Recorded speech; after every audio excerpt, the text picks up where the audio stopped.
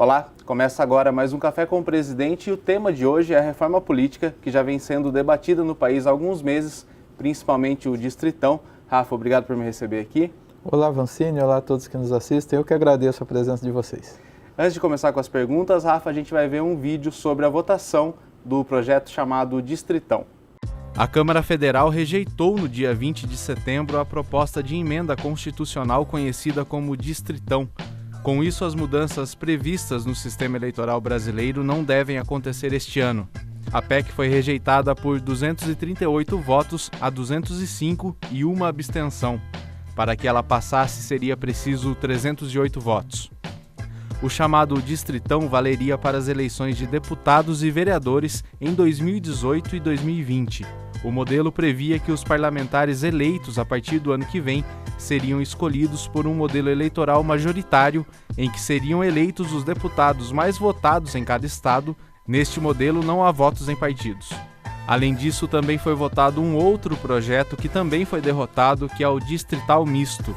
Esse valeria a partir de 2022 e nesse modelo o eleitor dá 2 votos para o legislativo, um para o candidato do partido no distrito dele e o outro para qualquer candidato do partido na cidade ou no estado que ele mora.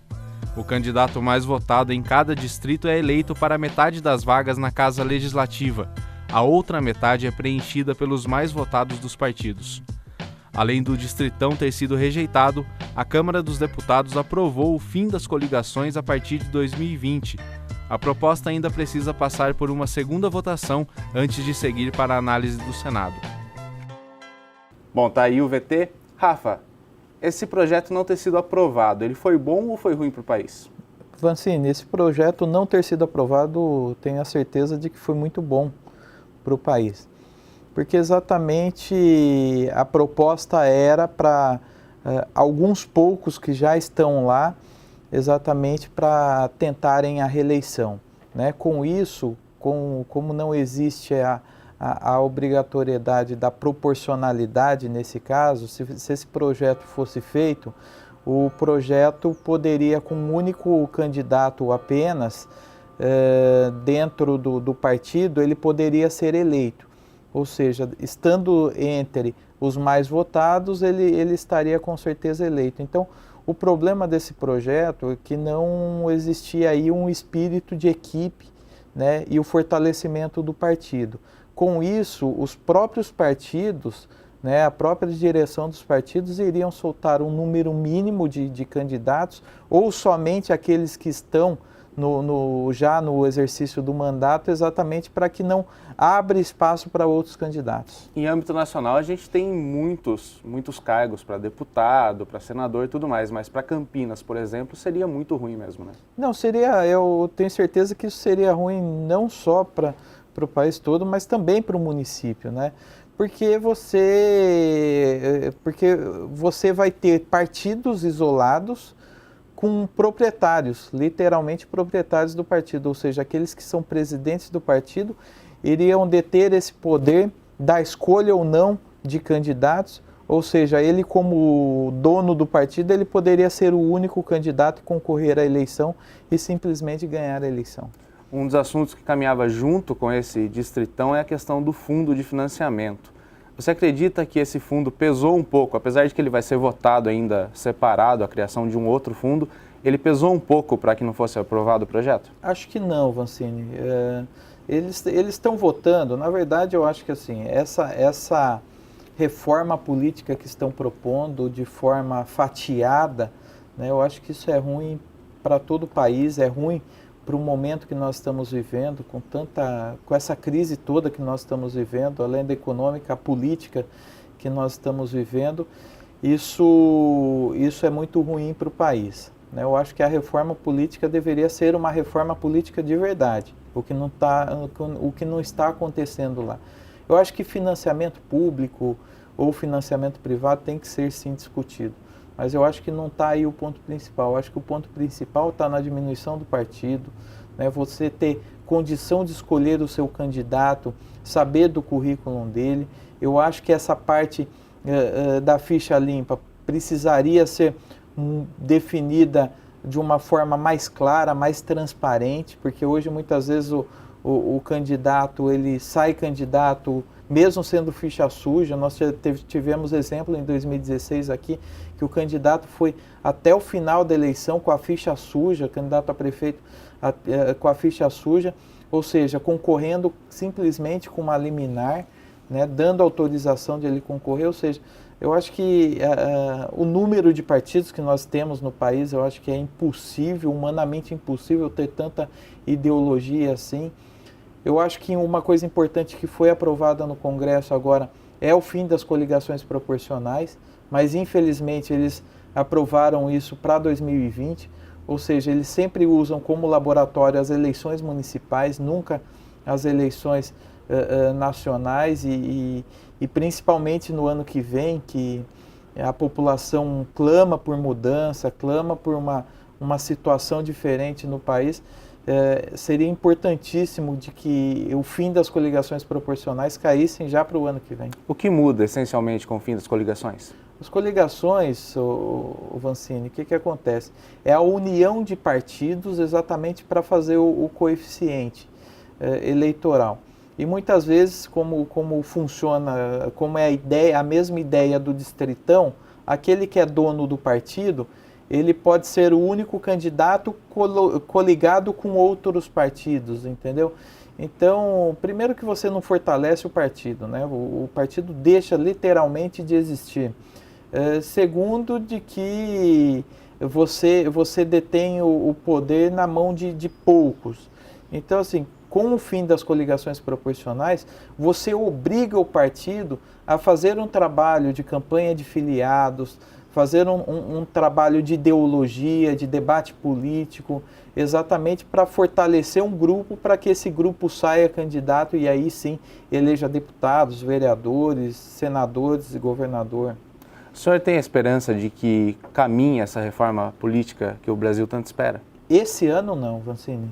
Esse ano, sinceramente, a forma como estão fazendo, eu acho que, infelizmente, não dá para nós termos esperança de uma mudança essencial para o nosso país. Infelizmente, né? Eu falo isso, poderia estar aqui como político dizendo totalmente diferente, né? Mas, infelizmente, eles vêm discutindo várias coisas e aí, de repente, nada daquilo que eles propuseram lá atrás, que foi debatido, eles colocam em votação e colocam coisas totalmente diferentes, né? E de forma repartida, de forma apartada. Eu acho que a forma como estão discutindo a reforma política no país está sendo um retrocesso. Bom, Rafa, agora a gente vai falar um pouco mais aqui da Câmara de Campinas, até para quem está nos assistindo, que começou recentemente uma nova ferramenta aqui na Câmara, que é em relação às audiências. Quem assiste a TV Câmara pela TV ou pela internet pode mandar as perguntas pelo site da Câmara. Como que surgiu essa ideia, Rafa? Vancini, a participação popular hoje, ela é essencial, né? Hoje, como eu disse na questão da reforma política, o país clama por uma mudança, clama hoje a população está participando muito mais, está acompanhando muito mais o processo político, né, o processo do mandato todo, porque muitas vezes a população votava e aguardava as próximas eleições, né? E hoje não, hoje está provado por A mais B que a população ela tem participado, está acompanhando o processo político, o processo do mandato em todas as esferas, municipal, estadual e federal. E aqui a gente tem investido bastante nessa participação, né? Desde a TV Câmara, como a rádio educativa que nós temos, nós estamos trabalhando também para trazer uma rádio legislativa para a Câmara Municipal de Campinas. E essa ferramenta, como nós estamos dando a oportunidade da população participar de casa, através da TV Câmara, por exemplo, acompanhar um debate, uma audiência pública, as próprias sessões legislativas, né, nós abrimos aí a possibilidade da população participar de casa, fazendo um requerimento através do site da TV Câmara, enviando seus questionamentos, as suas perguntas. É bastante importante porque ela pode, de casa, participar da audiência pública que está acontecendo e muitas vezes trazendo uma demanda do seu bairro, da sua região, da cidade como um todo. Isso estreita a relação, a pessoa não tem que se deslocar e também aumenta a transparência, né? Com certeza, porque hoje a Câmara Municipal ela funciona nos diversos horários, né? E muitas vezes as audiências públicas dependem de agenda de plenário. E as audiências públicas acontecendo, por exemplo, numa manhã, numa tarde, que normalmente a população está trabalhando, mas pode participar, acompanhando, assistindo pela internet, pela TV Câmara e enviando as suas demandas, né? Então, não necessariamente ela precisa estar aqui pessoalmente. Então, a audiência pública hoje, ela vai ser muito mais interativa, né? Então, a participação da pessoa que não está fisicamente aqui em plenário, ela pode participar trazendo essas demandas para o nosso debate. Teve também a expansão da programação com a tradução de Libras. Isso faz parte de todo esse projeto de transparência, de aproximar a população? Eu acho que essa questão de Libras é a acessibilidade que a gente precisa, nós temos a obrigação. Eu digo muitas vezes, Vancini, que aqui para os vereadores, que muitos dos projetos que tramitam aqui, obriga as empresas a dar acessibilidade, muitas vezes o poder público, né? E aí o poder público como um todo, o legislativo, executivo, o judiciário, eles não têm a acessibilidade, né? Então eu acho que primeiro, antes de muitas vezes a gente propor projetos aqui, a gente precisa olhar para o poder público, né? Se o poder público, se aquilo que nós estamos propondo, o poder público já cumpre, né? Então eu acho que a Libras ela não é nem essencial, mas eu acho que é obrigatória, né, no processo de TV, da TV Câmara aqui, e dar oportunidade de todas as pessoas a participarem aqui dos debates. Rafa, a gente já está terminando, tem algum recado para quem está assistindo?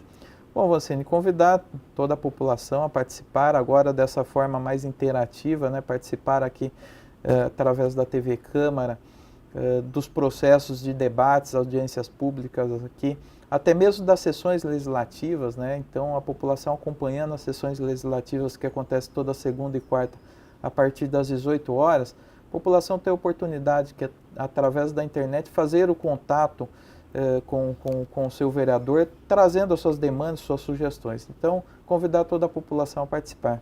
Rafa, muito obrigado. Eu que agradeço a todos a participação. Esse foi o Café com o Presidente e a gente volta a se ver no próximo programa.